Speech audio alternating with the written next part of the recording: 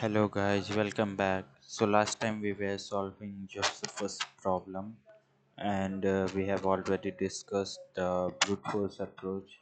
The overall time complexity for this will be big of n square because we are recursively calling the function, and here there is a pop statement that will take up to big of n time complexity. So to optimize it, what we can do is we can go with a new solution.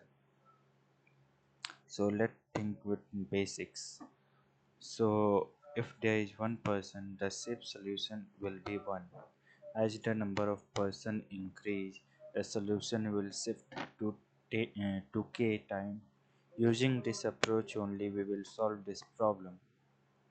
So first I will initialize I with 1 and will take a variable ans at 0. Then I will run a while loop for a while I less than equals to n.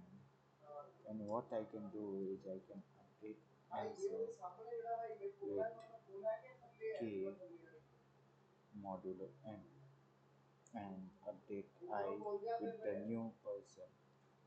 Finally, I can return answer plus 1. That will be our final answer.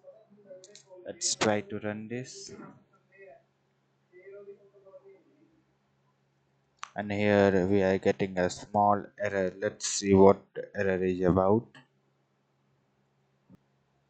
Okay, so here instead of n there will be I, because we will uh, perform modulo with the current number of person available. That will be I, not n, and that's why we were getting the error. Now we will try to run this code again, and as we can see, it has been compiled and run properly, and it has been submitted. We have already submitted this code. So that's all. Thank you.